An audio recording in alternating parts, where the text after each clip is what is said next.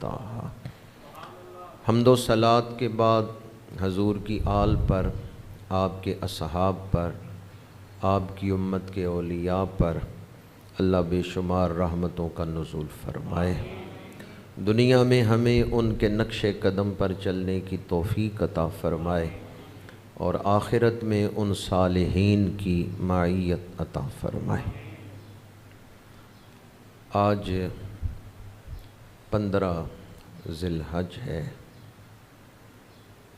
اور 18 ذی الحج کو تیسرے خلیفہ راشد جامع القرآن کامل الحیاء والایمان حضرت سیدنا عثمان ابن عفان رضی اللہ تعالی عنہ کا آپ کی شہادت ہوئی، اور آپ کی شہادت ایک کتنا بڑا سانحہ ہے کہ آج تک ہم اس کے اثرات سے نکل نہیں سکے۔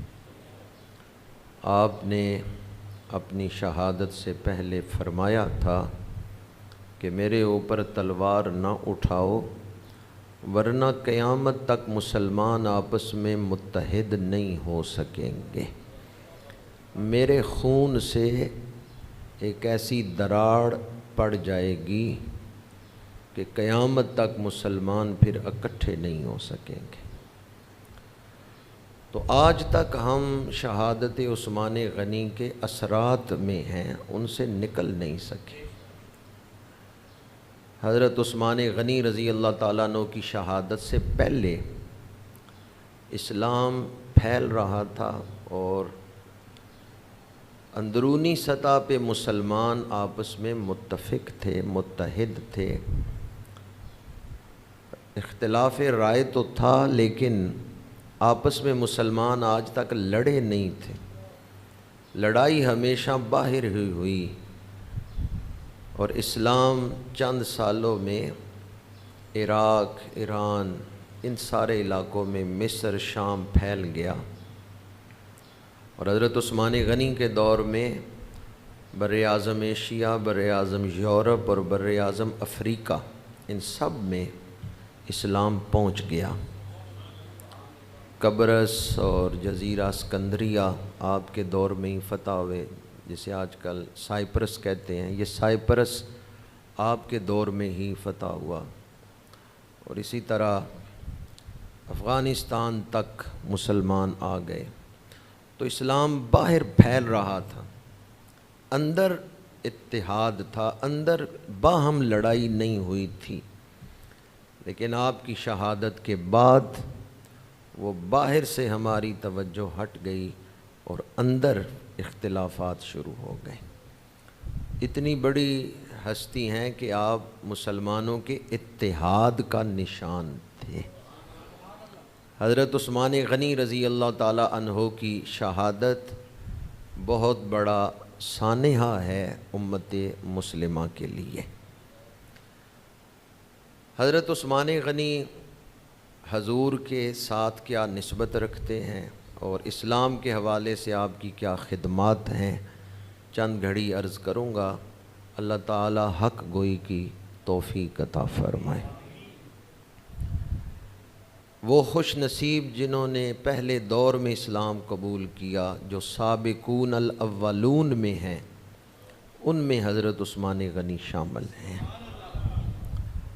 اور رسول اللہ صلی اللہ علیہ وآلہ وسلم کے ساتھ آپ کا خونی رشتہ ہے۔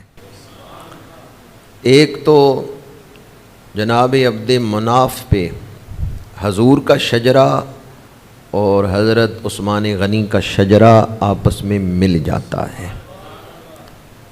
حضور کے والد گرامی حضرت عبداللہ جناب عبد مناف کی اولاد میں سے ہیں، اور حضرت عثمان غنی کے والد عفان وہ بھی جناب عبد مناف کی اولاد میں سے ہیں۔ حضور کا شجرہ آپ جانتے ہیں، عبداللہ بن عبد المطلب بن ہاشم بن عبد مناف۔ تو یہ جو عبد مناف ہیں، جن کی اولاد میں حضور تشریف لائے ہیں، انہی کی اولاد میں حضرت عثمان غنی کی ولادت ہوئی ہے۔ دوسرا انتہائی قریبی رشتہ حضور کے ساتھ کہ حضور کے والد گرامی کا نام ہے حضرت عبداللہ رضی اللہ تعالی عنہ، ان کی جڑواں بہن ہیں ام بیضا۔ وہ جو حضرت عبداللہ کی جڑواں بہن ہے حضرت عبد المطلب کی بیٹی ہیں، اور جس حمل سے حضرت عبداللہ کی ولادت ہوئی ہے اسی سے حضرت ام بیضا کی ولادت ہوئی ہے، وہ نانی ہیں حضرت عثمان غنی کی۔ حضرت عبداللہ کی بہن حضور کی کیا لگی؟ پھوپھی۔ تو حضور کی پھوپھی جان کی جو بیٹی ہیں وہ والدہ ہیں حضرت عثمان غنی کی۔ حضور کی پھوپھی زاد بہن کے آپ بیٹے ہیں، تو اس حوالے سے رشتے میں حضور کے بھانجے لگتے ہیں کہ حضرت عثمان غنی کی جو والدہ ہے وہ حضور کی پھوپھی زاد بہن ہے، تو رشتے میں اس حوالے سے حضرت عثمان غنی حضور کے کیا لگے اور مولا علی کے کیا لگے؟ بھانجے، کیونکہ مولا علی بھی جناب عبد المطلب کے ہی پوتے ہیں۔ تو اس حوالے سے حضرت عثمان غنی کا قریبی خونی رشتہ ہے حضور کے خاندان کے ساتھ۔ اور تیسری نسبت یہ ہے کہ حضور نے حضرت عثمان غنی کو اپنی فرزندی میں قبول فرمایا ہے۔ اپنی 2 بیٹیاں یکے بعد دیگرے آپ کے نکاح میں دی ہیں، جنہیں حضور اپنی فرزندی میں قبول فرمائیں۔ تاریخ نبوت میں کسی نبی کی 2 بیٹیاں کسی ایک شخص کے نکاح میں نہیں آئیں۔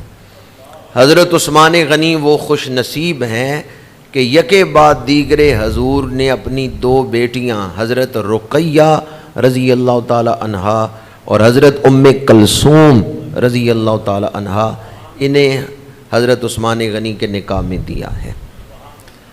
تو حضرت عثمان غنی رضی اللہ تعالیٰ عنہ اس حوالے سے حسنین کریمین کے خالو ہیں۔ اس رشتے سے حضرت امام حسن کے آپ کیا لگتے ہیں؟ خالو۔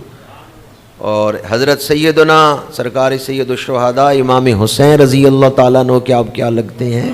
خالو۔ تو قریبی رشتہ ہے خاندان نبوت کے ساتھ حضرت سیدنا عثمان غنی رضی اللہ تعالیٰ عنہ کا۔ یہ جو آپ کا لقب ہے ذوالنورین، یہ بھی مولا علی شیر خدا کی زبان سے آپ کے لیے ادا ہوا ہے۔ آج جس دور میں ہم زندگی گزار رہے ہیں، ہم نے اپنے جذبات کو قرآن اور حدیث پر غالب کر کے اسلام کو نقصان پہنچایا ہے، جبکہ اسلام تو بڑا خوبصورت دین ہے اور اسلام کی تاریخ بڑی خوبصورت ہے۔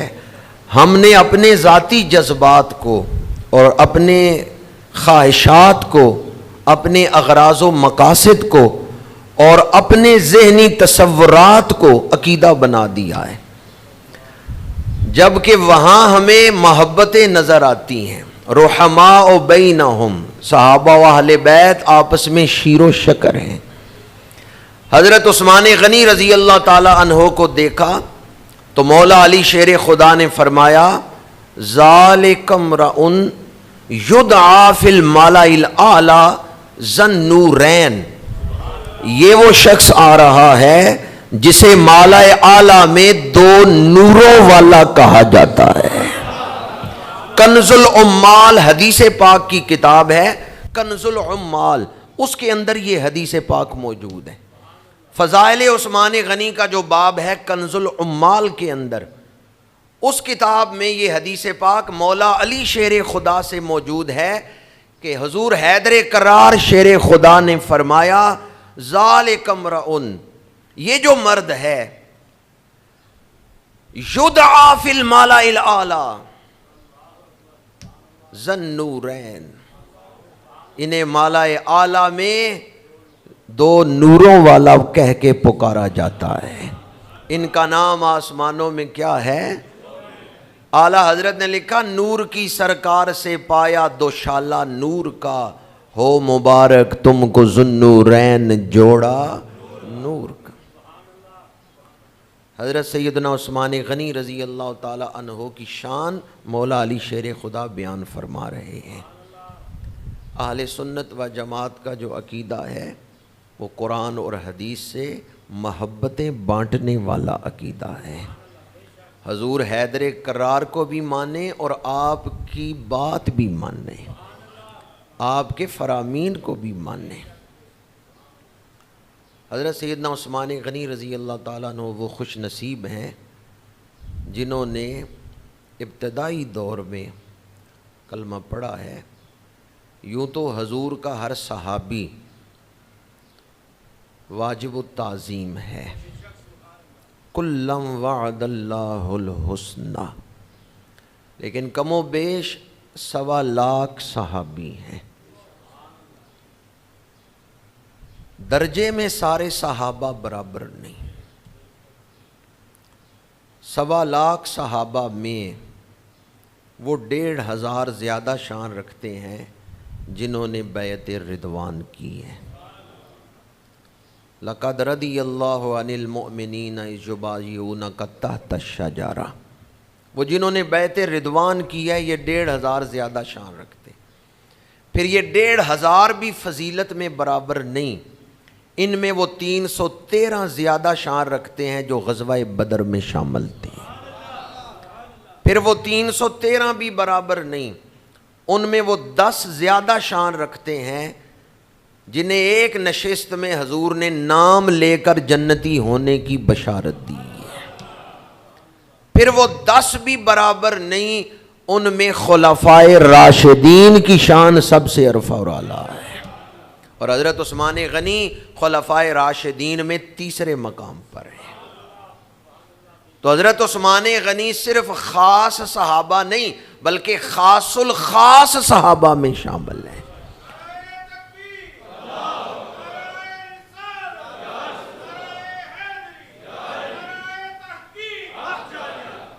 وہ جو اس امت کے چنے ہوئے افراد ہیں، ان خاص الخاص صحابہ میں حضرت عثمان غنی شامل ہیں۔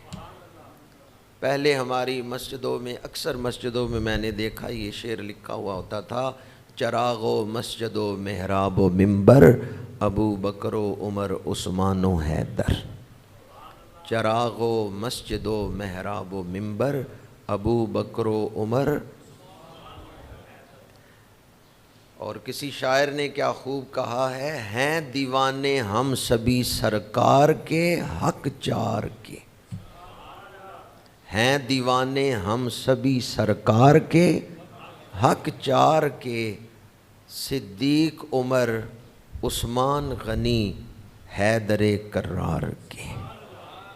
ہیں دیوانے ہم سبھی سرکار کے، جو خلفائے راشدین کے دیوانے ہیں وہی میرے ساتھ شامل ہوں۔ ہیں دیوانے ہم سبھی سرکار کے، ہیں دیوانے ہم سبھی سرکار کے۔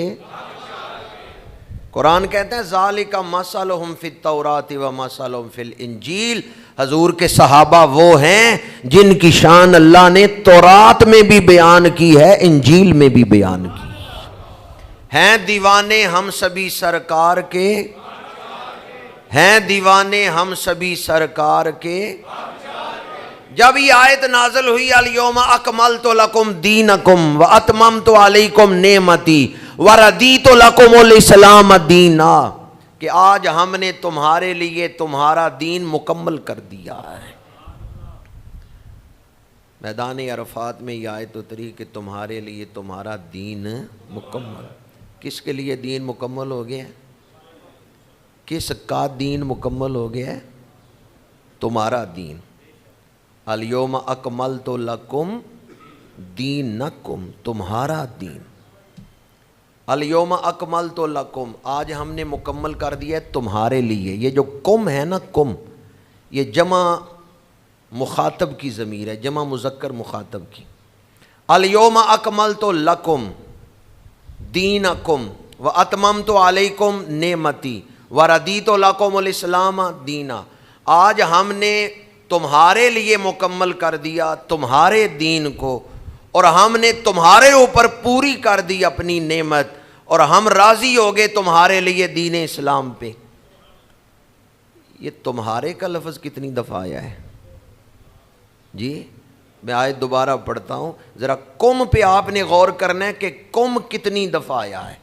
الیوم اکملت لکم دینکم واتممت علیکم نعمتی وردیت لکم الاسلام دینا۔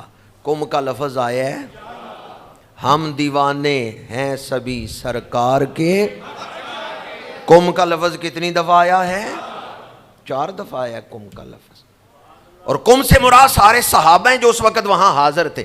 پہلا مصداق صحابہ ہیں، پھر قیامت تک آنے والی امت ہے۔ دینکم الیوم اکملت لکم دینکم، تمہارا دین مکمل کر دیا۔ تو وہاں کم و بیش 1.25 لاکھ صحابہ ہیں، کم کتنی دفعہ آ رہا ہے؟ یہ جو 4 ہیں ان سارے صحابہ کے سردار ہیں۔ ابو بکر ہم چکابہ، عمر در طواف او، عثمان آب زمزم، علی حج اکبر است۔ ابو بکر اس بدن کا دل ہے۔ اسلام ایک بدن ہے نا، تو ابو بکر اس کا دل ہے، عمر اس کا دماغ ہے، عثمان اس کا ہاتھ ہے، اور مولا علی اس کی جان ہے۔ دوبارہ عرض کر رہا ہوں، اسلام کا جو جسم ہے اس کا دل صدیق اکبر ہے، اس کا دماغ فاروق اعظم ہے، اس کا ہاتھ اور اس کی جان مولا علی شیر خدا ہے۔ ہم کسی صحابی کے بے ادب اور گستاخ، یہ جو میں نے کہا کہ اس کا جو ہاتھ ہے وہ عثمان ہے، خود حضور نے فرمایا میرا ہاتھ عثمان کا ہاتھ ہے۔ میں کوئی فضیلت نہ بیان کروں حضرت عثمان غنی کی، یہ بہت بڑی فضیلت ہے کہ حضور فرما رہے ہیں ہذہ ید عثمان۔ بیعت رضوان کے موقع پر جب 1,500 صحابہ نے حضور کی بیعت کی کہ ہم قصاص عثمان لیں گے، 1,500 صحابہ حضور کے ہاتھ پہ بیعت کر رہے ہیں، عثمان غنی اس بیعت میں شامل نہیں، وہ مکے میں اور گرفتار ہے، مکے والوں نے روک لیا ہے۔ سب سے بیعت لے کے آخر میں حضور نے اپنا دایاں ہاتھ بائیں ہاتھ پہ رکھا اور دایاں ہاتھ اٹھاتے فرمایا ہذہ ید عثمان، یہ عثمان کا ہاتھ ہے، اب میں عثمان کی طرف سے اپنی بیعت کر رہا ہوں۔ اپنے ہاتھ کو حضور کہیں یہ عثمان کا ہاتھ ہے، کتنی بڑی فضیلت۔ یہ وہ ہاتھ ہے جو ید اللہ ہے، یہ وہ ہاتھ ہے جس کی بیعت کریں تو قرآن کہتا ہے ان الذین یبایعونک انما یبایعون اللہ ید اللہ فوق ایدیہم، محبوب جنہوں نے آپ کی بیعت کی ہے انہوں نے اللہ کی بیعت کر لی۔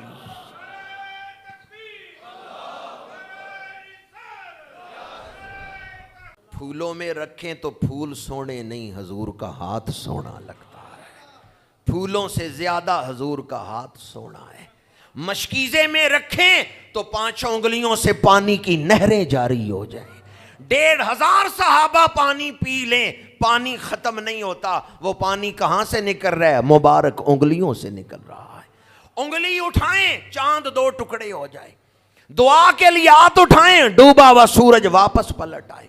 یہ دستے رسول کی بات ہو رہی ہے، یہ دستے خاتم النبیین کی بات ہو رہی ہے، یہ امام الانبیاء کا ہاتھ ہے، یہ کسی عام ہستی کا ہاتھ نہیں، یہ سید المرسلین خاتم النبیین رحمت للعالمین اور سید العالمین کا ہاتھ ہے۔ فرمایا ہذہ ید عثمان، یہ عثمان کا ہاتھ ہے۔ میں اب عثمان کی طرف سے اپنی بیعت کر رہا ہوں۔ جدے ہاتھ رب اپنے ہاتھ آکھے ہووے کافر جیڑا وکھ آکھے، جدے ہاتھ رب اپنے ہووے کافر جیڑا، اللہ اللہ یہ ہے سیرت عثمان غنی، دین پر ہے صرف ہوئی دولت عثمان غنی۔ تم ذرا تفصیل سے پڑھو بیعت رضوان، بیعت عثمان، بیعت خدا ہے بیعت عثمان غنی۔ حضور فرمائیں یہ میرا ہاتھ نہیں، یہ عثمان کا ہاتھ ہے، تو پھر اس ہاتھ کی بیعت کرنا کس کی بیعت کرنا ہے؟ اسلام کے جسم کا دل صدیق اکبر ہے، دماغ فاروق اعظم ہے، ہاتھ عثمان غنی ہیں، اور جان مولا علی شیر خدا ہے۔ نعرہ تحقیق، ہیں دیوانے ہم سبھی سرکار کے۔ ہندوؤں کی کتاب ہے کلنکی پران، ہندو پرانا مذہب ہے، کلنکی پران میں ہے، بیاس جی نے لکھا ہے آخری دور میں وشنو ایس کے گھر سومتی کی گود میں مہامت جنم لے گا، اس کے چار ویر اس کا دھرم پورے جگت میں پھیلا دیں گے۔ ابھی حضور تشریف نہیں لائے، پہلے ہی چرچا ہو رہا تھا حضور کے چار یار دین کو پھیلا دیں گے۔ ابھی حضور تشریف نہیں لائے، پہلے یہ پیشین گوئیاں ہو رہی تھیں کہ آخری نبی کے چار صحابہ ایسے ہوں گے جو بڑی شان والے ہوں گے، وہ آپ کے دین کو پوری دنیا میں پھیلائیں گے۔ ان میں جو تیسرے خلیفہ ہیں وہ حضرت عثمان غنی رضی اللہ تعالیٰ عنہ ہیں۔ آپ کی جب خلافت کا موقع ہے نا، تو اس وقت حضرت فاروق اعظم رضی اللہ تعالیٰ عنہ زخمی ہو چکے تھے، ابھی آپ نے جام شہادت نوش نہیں کیا حضرت فاروق اعظم نے، تو آپ نے 6 رکنی کمیٹی بنائی کہ میری شہادت کے بعد یہ جو 6 بندے ہیں یہ زیادہ اعلیٰ رائے والے ہیں پوری امت میں، تو یہ اگلے خلیفہ کا فیصلہ کر لیں۔ کتنے افراد کی کمیٹی بنائی؟ 6۔ ان میں حضرت عثمان غنی ہیں، مولا علی شیر خدا ہیں، حضرت عبد الرحمن بن عوف ہیں، حضرت طلحہ، حضرت سعد بن ابی وقاص، حضرت زبیر، یہ 6 صحابہ ہیں۔ حضرت فاروق اعظم رضی اللہ تعالیٰ عنہ شہید ہو گئے۔ آپ کی شہادت کے 3 دن بعد اب وہ کمیٹی بیٹھی ہے کہ اگلے خلیفہ کا فیصلہ کریں۔ حضرت عبد الرحمن بن عوف سب سے پہلے وہ کھڑے ہوئے، انہوں نے کہا کہ میں اپنے آپ کو خلافت کی ذمہ داری سے دستبردار کرتا ہوں کہ مجھے خلیفہ نہ بنانا۔ ہاں میں ووٹ دوں گا، رائے دوں گا، لیکن میں اپنے آپ کو خلافت کے منصب سے دستبردار کرتا ہوں کہ کوئی میرے حق میں رائے، ان 6 کے اندر سے ہی ایک کو بنانا تھا۔ تو سب سے پہلے حضرت عبد الرحمن بن عوف دستبردار ہو گئے، انہوں نے فرمایا مجھے نہ خلیفہ بناؤ، ہاں میں رائے دوں گا لیکن میں خود خلافت کی ذمہ داری نہیں لے سکتا، دستبردار ہو گئے۔ باقی کتنے رہ گئے؟ مولا علی شیر خدا سے پوچھا گیا اگر آپ کو خلیفہ نہ بنایا جائے تو آپ کے بعد آپ کس کو پسند کریں گے کہ فلاں کو بناؤ؟ فرمایا میں پسند کرتا ہوں عثمان غنی کو بناؤ۔ عثمان غنی رضی اللہ تعالیٰ عنہ سے پوچھا گیا اگر آپ کو خلیفہ نہ بنایا جائے آپ اپنے علاوہ کس کو پسند کریں گے کہ اسے خلیفہ بنایا جائے؟ فرمایا میں پسند کرتا ہوں مولا علی کو خلیفہ بنایا جائے۔ مولا علی شیر خدا نے ووٹ دیا حضرت عثمان غنی کے حق میں، اور حضرت عثمان غنی نے ووٹ دیا ہے مولا علی کے حق میں، یہ 2 بھی دستبردار ہو گئے۔ باقی کتنے رہ گئے؟ 3۔ ان 3 میں سے حضرت سعد بن ابی وقاص اور حضرت طلحہ، ان 2 ہستیوں نے حضرت عثمان غنی کے لیے خلافت کی خواہش کا اظہار کیا، ان کا ہم چاہتے ہیں حضرت عثمان غنی کو خلیفہ بنایا جائے۔ اور حضرت زبیر جو تھے انہوں نے مولا علی کے حق میں۔ البدایہ والنہایہ میں ہے بایعہ علی بن ابی طالب اولا، سب سے پہلے مولا علی شیر خدا اٹھے اور حضرت عثمان غنی کے ہاتھ پہ ہاتھ رکھ کے کہا میں بیعت کرتا ہوں آپ مسلمانوں کے خلیفہ۔ حضرت عبد الرحمن بن عوف نے جب دیکھا کہ وہ جو 3 تھے ان میں سے 2 حضرت عثمان غنی کے لیے رائے دے رہے ہیں، تو حضرت عبد الرحمن بن عوف نے بھی حضرت عثمان غنی کے حق میں رائے دی۔ سب سے پہلے جو بیعت کی ہے وہ کس نے کی ہے؟ مولا علی شیر خدا نے۔ رحماء بینہم، صحابہ آپس میں کیا ہیں؟ شیر و شکر، ایک دوسرے سے محبت کرنے والے ہیں۔ یہ حضور کی تربیت کا نتیجہ ہے۔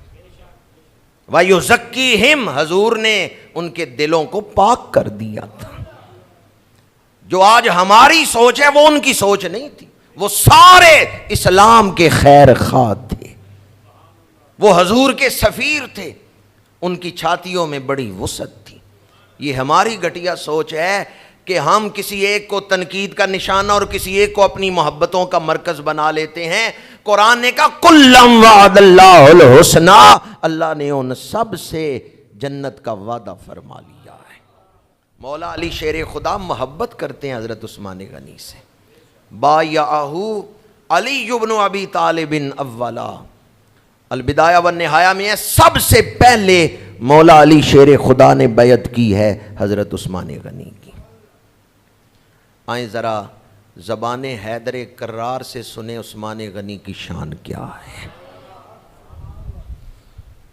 دو شانیں میں پہلے بیان کر چکا ہوں، ایک تو یہ کہ ذو النورین کا لقب حضرت مولا علی کی زبان سے ادا ہوا ہے، کنز العمال میں یہ روایت، اور دوسرا یہ کہ سب سے پہلے بیعت بھی کس نے کی ہے؟ مولا علی شیر خدا نے کی۔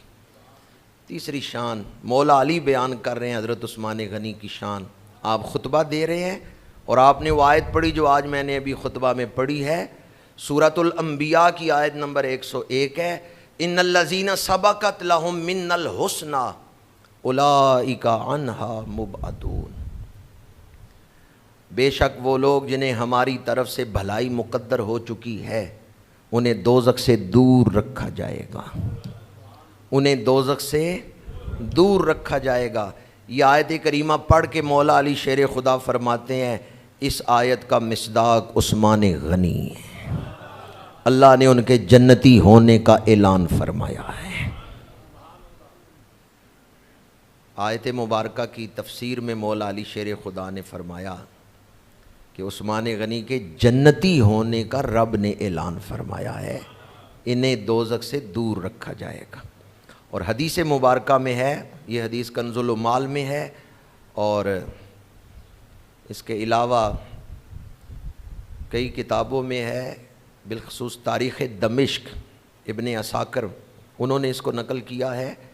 میرے آقا کریم نے فرمایا قیامت کے دن عثمان غنی کی شفاعت سے 70,000 وہ لوگ جن پہ دوزخ واجب ہو چکی ہوگی اللہ انہیں جنت عطا فرما دے گا۔ یہ شان کس نے بیان کی کہ اولئک عنہا مبعدون، حضرت عثمان غنی کے جنتی ہونے کا رب نے اعلان کیا ہے، اور ممبر پہ بیٹھ کے مولا علی شیر خدا نے اعلان کی۔ دوسری شان جو ممبر پہ مولا علی شیر خدا نے قرآن پڑھ کے حضرت عثمان غنی کی شان بیان کی۔ حضرت امام حسن مجتبیٰ تشریف فرما ہیں، کچھ اہل کوفہ آپ کے پاس بیٹھے ہوئے ہیں، انہوں نے حضرت امام حسن سے پوچھا، یہ جو روایت آپ کو سنا رہا ہوں المصنف کتاب کا نام ہے، اور علامہ ابن ابی شیبہ ان کی یہ کتاب ہے، تصنیف ہے حدیث پاک کی، المصنف اس کا نام ہے، اور یہ امام بخاری کے استادوں میں ہیں جن کی کتاب سے آپ کو روایت سنا رہا ہوں۔ اور المصنف کے علاوہ حلیۃ الاولیاء کے اندر یہ روایت موجود ہے۔ امام حسن تشریف فرما ہے، چند اہل کوفہ آپ کے پاس آئے، ان کا عثمان غنی کے بارے میں آپ کی کیا رائے، آپ کیا کہتے ہیں؟ حضرت امام حسن مجتبیٰ رضی اللہ تعالی عنہ نے فرمایا ٹھہر جاؤ، مولا علی آ رہے ہیں، وہ خود تمہیں بتائیں گے، امیر المومنین آ رہے ہیں، وہ تمہیں بتائیں گے کہ حضرت عثمان غنی کی شان کیا ہے۔ کچھ دیر بعد شیر خدا تشریف لے آئے، حضرت امام حسن مجتبیٰ نے وہی اہل کوفہ کا سوال پیش کیا، مولا علی شیر خدا نے سورہ مائدہ کی آیت نمبر 93 تلاوت فرمائی، لیس علی الذین آمنوا وعملوا الصالحات جناح فیما طعموا اذا اتقوا وآمنوا وعملوا الصالحات ثم اتقوا وآمنوا ثم اتقوا واحسنوا واللہ یحب المحسنین۔ آپ نے یہ آیت پڑھ کے فرمایا یہ آیت عثمان غنی کے حق میں نازل ہوئی ہے، ذرا غور کریں اس آیت میں تقوی کا لفظ کتنی دفعہ آیا ہے. اذا متقوا وآمنوا وعملوا الصالحات ثم اتقوا وآمنوا ثم اتقوا واحسنوا. تقوی کا لفظ کتنی دفعہ آیا ہے؟ 3 دفعہ آیا ہے. 3 ڈگریاں ہوتی ہیں. ایک سب سے اعلیٰ درجے کی ڈگری ہوتی ہے، قرآن نے کہا عثمان غنی کا تقوی سب سے اعلیٰ درجے کا تقوی ہے. 3 دفعہ اس آیت میں تقوی کا ذکر ہوا. وہ لوگ جنہوں نے تقوی اختیار کیا ایمان لائے، نیک عمل کیے، تقوی اختیار کیا ایمان لائے، تقوی اختیار کیا نیکیاں کی. 3 دفعہ تقوی کا ذکر ہے. ایک تقوی ہے برے عقیدے کو چھوڑ دینا، شرک کفر چھوڑ دینا، صحیح عقیدہ اپنانا، یہ پہلا درجہ ہے تقوی کا. اگلا درجہ ہے گناہ چھوڑ دینا، صغیرہ کبیرہ گناہوں سے اپنے آپ کو بچانا، یہ تقوی کا دوسرا درجہ ہے. اور تقوی کا تیسرا درجہ ہے خلاف اولا کو چھوڑ دینا، مستحبات کا خیال رکھنا. حضرت عثمان غنی کا تقوی اعلیٰ درجے کا تقوی ہے. اور آیت کے آخری الفاظ واللہ یحب المحسنین، اللہ نیکوکاروں سے محبت کرتا ہے. مولا علی شیر خدا نے یہ آیت پڑھ کے اور پھر یہ فرما کے کہ یہ آیت عثمان غنی کے حق میں نازل ہوئی ہے، مولا علی نے بتا دیا عثمان غنی اللہ کا محبوب ہے، اللہ محبت کرتا ہے عثمان غنی سے. واللہ یحب المحسنین، عثمان غنی محبوب الہی ہے. اللہ عثمان غنی سے محبت کرتا ہے. واللہ یحب المحسنین، حضرت عثمان غنی اللہ کے محبوب ہیں. یہ آیت پڑھ کے مضمون مولا علی شیر خدا نے بیان فرمایا ہے. حضرت سیدنا عثمان غنی رضی اللہ تعالی عنہ اسلام قبول کرنے سے پہلے بھی مالدار تھے.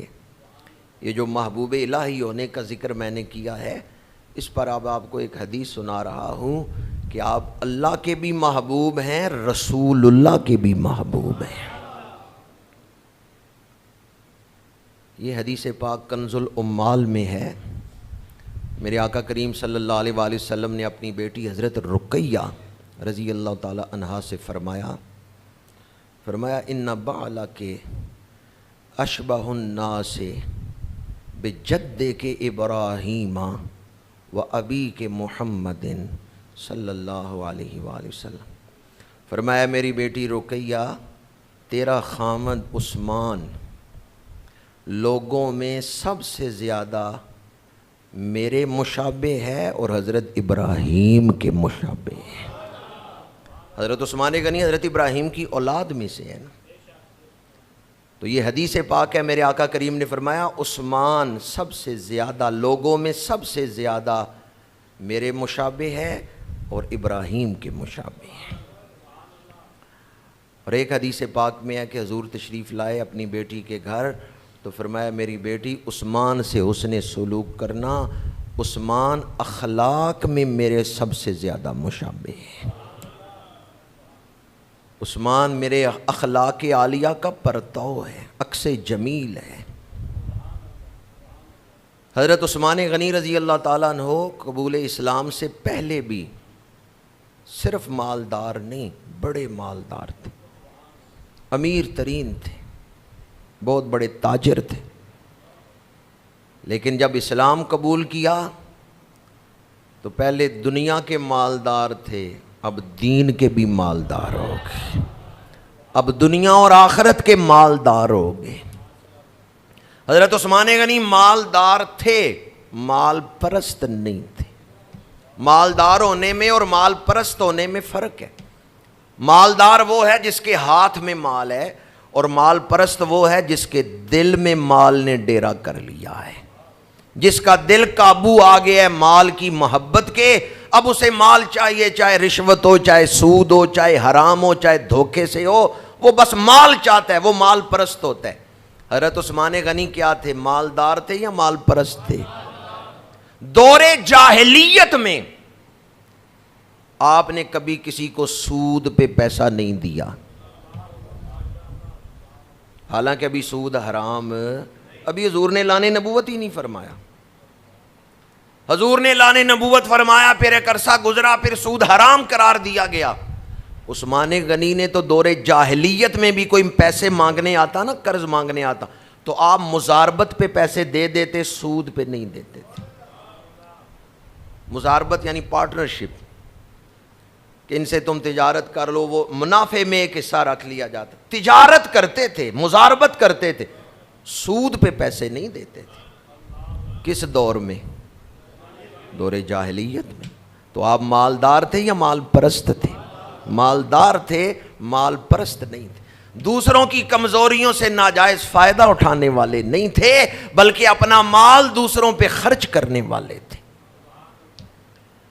غزوہ تبوک کے موقع پر اس بات کو علامہ ابن حجر عسقلانی نے بخاری شریف کی شرح فتح الباری میں نقل کیا ہے.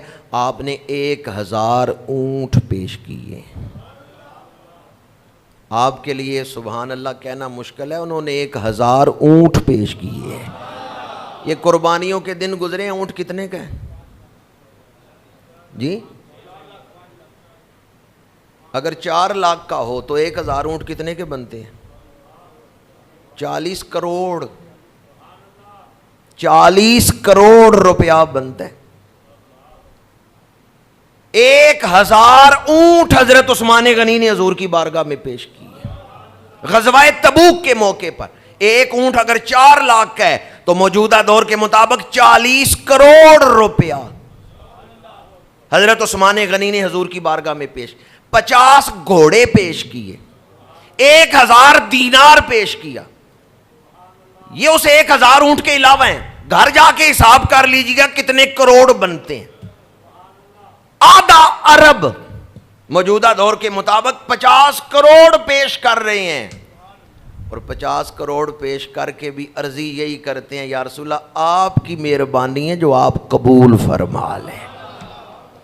1000 دینار جب حضور کی گود میں ڈالا تو میرے آقا کریم منبر سے اتر آئے.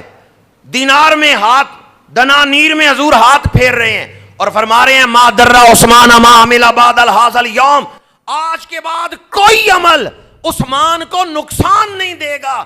جو سخاوت آج عثمان نے کی ہے، عثمان محبوبیت الہیہ کے اس مقام پر پہنچ گیا ہے. عثمان کے دل کو ایسا نور مل گیا ہے جو کبھی اندھیرے اور بدبختی میں تبدیل نہیں ہوگا. اللہ نے عثمان کو ہمیشہ کے لیے سرفراز فرما دیا.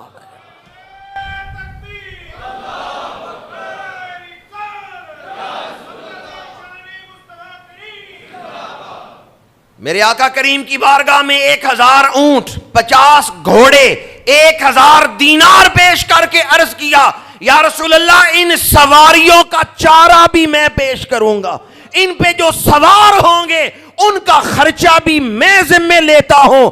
یا رسول اللہ ان سواروں کے جو اخراجات ہوں گے وہ بھی عثمان اپنے ذمہ لیتا ہے. اس لیے حضرت عثمان غنی فرمایا کرتے تھے میں تجارت کرتا ہوں، میں مال کماتا ہوں، پر اپنے لیے نہیں کماتا، میں مال کماتا ہوں تو اسلام کے لیے کماتا ہوں. حضرت عثمان غنی کی دولت اسلام کے کام آ رہی ہے. مکہ سے ہجرت کر کے مسلمان مدینہ منورہ آئے، پینے کا پانی نہیں مل رہا. حضرت عثمان غنی نے کنواں خرید کے وقف کیا ہے. مسجد نبوی کی جگہ تنگ ہو گئی، 7 کے مکان خرید کے کس نے شامل کیے؟ حضرت عثمان غنی نے شامل کیے. تو حضرت عثمان غنی مالدار تھے لیکن مال پرست نہیں تھے. میرے آقا کریم سے کسی ایک موقع پر نہیں، سینکڑوں ایسے موقع ہیں حضرت عثمان غنی نے دعائیں لی ہیں. جس کو ایک دفعہ حضور دعا دے دیں اس کی شان بڑی ہے، تو جس کو بار بار دعائیں دیں، بار بار دعائیں دیں. حضرت عثمان غنی رضی اللہ تعالی عنہ کو بار بار حضور نے دعائیں دی ہیں، جنت کا اعلان کیا ہے. حضرت عثمان غنی رضی اللہ تعالیٰ عنہ کی سیرت کے چند پہلو میں نے آپ کے سامنے بیان کیے، گفتگو کو سمیٹ رہا ہوں. حضور نے یہ جو فرمایا ما در عثمان ما عمل بعد هذا اليوم، آج کے بعد کوئی عمل عثمان کو نقصان نہیں دے گا، تو بعض نے اس سے یہ مراد لیا، غلط فہمی میں مبتلا ہو گئے کہ شاید انہیں اطاعت سے چھٹی دے دی گئی ہے کہ اطاعت نہ بھی کریں کوئی نقصان نہیں ہوگا۔ صوفیاء نے ایک بڑا پیارا نقطہ بیان کیا ہے، وہ آپ کو سنا رہا ہوں۔ اگر کسی ولی کو کشف صحیح کے ذریعے بھی یہ الہام ہو کہ تم سے اطاعت اٹھا لی گئی ہے، تو پھر بھی ولی نیکی کرنا نہیں چھوڑتا۔ کیوں؟ وہ باہر کے دباؤ سے نیکیاں نہیں کر رہا ہوتا، وہ اپنے اندر سے نیکی کر رہا ہوتا ہے۔ حضرت عثمان غنی کا وہ مقام حضور نے بیان کیا ہے کہ اسلام عثمان غنی کے خون میں رچ بس گیا ہے۔ اسلام جو ہے وہ حضرت عثمان غنی کے خون میں رچ بس گیا ہے۔ اگر کوئی عثمان غنی سے یہ کہے بھی کہ اب تم پر شریعت کی پابندیاں نہیں ہیں، وہ پھر بھی شریعت کی پابندی کریں گے۔ سمجھ آیا ایک مطلب آپ کو؟ ایک ہوتا ہے باہر کے دباؤ، ڈر سے عبادت کرنا، یہ عبادت نہ کی فلاں نقصان ہوگا، باہر کے دباؤ سے عبادت کرنا۔ ایک ہے اندر یوں دین رچ بس گیا ہے۔ اگر کہہ بھی دیا جائے کہ نماز چھوڑ دو بالفرض، مثال دے رہا ہوں، تو جو نفس مطمئنہ کے مقام پر ہوگا نا، یا ایتھا النفس المطمئنہ، وہ پھر بھی نماز نہیں چھوڑے گا۔ ایسا شریعت اس کی طبیعت بن گئی ہے، شریعت اس کی طبیعت میں ڈل گئی۔ حضرت عثمان غنی رضی اللہ تعالیٰ عنہ یہ دعا مانگتے تھے، اللہم احینی سعیدا و امتنی شہیدا، پروردگار مجھے سعادت کی زندگی اور شہادت کی موت عطا فرما۔ اللہم احینی سعیدا و امتنی شہیدا، اے اللہ سعادت کی موت، سعادت کی زندگی اور شہادت کی موت عطا فرما۔ شاید اردو زبان میں وہ الفاظ نہ ہوں جو حضرت عثمان غنی کے حوصلے کو بیان کر سکے۔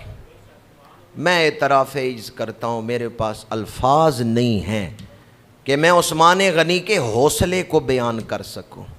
امیر المومنین ہیں، بر اعظم افریقہ میں اسلام پہنچایا ہے، یورپ میں اسلام پہنچایا ہے، پہلا بحری بیڑا آپ نے تیار کیا ہے، عظیم فرما روائے مملکت ہیں، لیکن آپ کے مکان کے گرد بلوائیوں نے گھیرا ڈالا ہے۔ تو آپ سے حضرت مختلف صحابہ کرام، حضرت جناب مولا علی شیر خدا کرم اللہ تعالی وجہ الکریم، دیگر کئی صحابہ کرام آپ کے پاس آئے ہیں اور اس موضوع پر آپ سے گفتگو کی ہے۔ آپ کو حضرت عبد الرحمن بن عوف نے مشورہ دیا ہے، لیکن آپ نے فرمایا نہیں، نہ میں مدینہ چھوڑ کے جاؤں گا، نہ میں یہاں فوج بلواؤں گا، میں شہر رسول میں ہوں۔ آپ سے اجازت مانگی گئی کہ یہ جو آئے ہیں نا تلواریں لے کے، ہمیں اجازت دیں، ہم ان سے لڑتے ہیں۔ آپ نے فرمایا یہ کلمہ گو ہیں، میں کسی کلمہ گو کے خلاف تلوار نہیں اٹھا سکتا۔ اس لیے میں کہہ رہا تھا میرے پاس الفاظ نہیں کہ آپ کے حوصلے کو بیان کر سکے۔ کس قدر حوصلہ ہے آپ کا، دنیا کے کسی ادب میں وہ الفاظ نہیں جو حضرت عثمان غنی کی وسعت فکر کو بیان کر سکیں، اور آپ کے صبر کو بیان کر سکے، اور آپ کے حوصلے کو بیان کر سکے۔ فوج بلوا کے مدینہ منورہ میں لڑائی کروا سکتے تھے، لیکن آپ نے فرمایا میں شہر رسول کی حرمت نہیں پائمال کر سکتا۔ یہ رسول اللہ کا شہر ہے، میں وہ پہلا خلیفہ نہیں بننا چاہتا جس نے شہر رسول کی بے حرمتی کی۔ شہادت سے ایک دن پہلے خواب میں حضور تشریف لائے، جمعرات اور جمعے کی درمیانی رات ہے۔ حضور نے فرمایا عثمان تمہارے اوپر پانی بند کر دیا گیا ہے، کل روزہ میرے پاس آ کے افطار کرنا۔ حضرت عثمان غنی روزے رکھ رہے تھے، مدینہ منورہ کی سرزمین ہے، جمعۃ المبارک کا دن ہے، منہ روزہ رکھا ہوا ہے، قرآن کی تلاوت کر رہے ہیں جب آپ پہ وار ہوا ہے۔ آپ کی پیشانی پہ 82 سال عمر ہے، آپ کی پیشانی پہ وار ہوا ہے، خون کا پہلا قطرہ قرآن کے ورقوں پہ گرا ہے۔ قیامت کے دن عثمان غنی کی شہادت پہ قرآن کے ورقے گواہی دیں گی۔ حضرت عثمان غنی کی زوجہ بی بی نائلہ، انہوں نے دیکھا نا کہ دشمن گھر میں داخل ہو گئے ہیں دروازہ توڑ کے، اور ننگی تلواریں ہاتھ میں ہیں اور آپ کی طرف بڑھ رہے ہیں۔ تو عرب میں ایک رواج تھا کہ عورت اگر سر ننگا کر کے بال کھول کے منت کرے، بال کھول کے دہائی دے، تو لوگ تلواریں روک لیتے تھے۔ بی بی نائلہ نے سر سے چادر اتارنا چاہی، عرب کے اس رواج کے مطابق حضرت عثمان غنی نے بیوی کا ہاتھ روک لیا۔ عثمان شرم و حیا کے پیک کریں، فرمایا سر نہ ننگا کرنا، بال نہ کھولنا، میرے جسم پہ تلواریں چلیں اس کی تھوڑی تکلیف ہوگی، اپنی بیوی کا ننگا سر دیکھوں زیادہ تکلیف ہوگی۔ آج ہم اس بات کو کیسے سمجھ سکتے ہیں؟ جب ہم خود بیویوں کے ننگے سر لے کے میرج ہالوں میں جاتے ہیں تو ہمیں کیا پتہ کہ ننگا سر کرنے کے بارے میں حضرت عثمان غنی نے جو فرمایا اس کا مطلب کیا ہے۔ فرمایا میرے بدن پہ تلواریں چلیں اس کی تھوڑی تکلیف ہوگی، بیوی کا ننگا سر دیکھوں اس کی زیادہ تکلیف ہوگی۔ آپ شرم و حیا کے پیک کرتے، بیوی کو سر نہیں ننگا کرنے دیا، بال نہیں کھولنے دیے۔ دشمن نے وار کیا، بیوی نے ہاتھ آگے کیا، ہاتھ انگلیاں کٹ گئی ہیں بی بی نائلہ کی، اور تلوار حضرت عثمان غنی کے سر پہ لگی۔ آپ قرآن کی تلاوت فرما رہے ہیں، مدینہ منورہ کی سرزمین ہے، جمعۃ المبارک کا دن ہے، روزہ رکھا ہوا ہے، اور آپ کے سر پہ تلوار لگی قرآن پڑھتے ہوئے۔ حضرت عثمان غنی رضی اللہ تعالی عنہ، آپ کی سیرت مبارکہ کے مختلف پہلو ہیں جنہیں کسی ایک نشست میں تو بیان نہیں کیا جا سکتا۔ میں اس پیغام پر ہی اپنی گفتگو کو سمیٹتا ہوں جہاں سے میں نے گفتگو شروع کی تھی کہ حضرت عثمان غنی اتحاد اسلامی کا مظہر تھے۔ آپ نے فرمایا کہ میری شہادت کے بعد تم آپس میں اکٹھے نہیں ہو سکو گے، اس لیے مجھے شہید نہ کرو، میرے اوپر تلوار نہ چلاؤ۔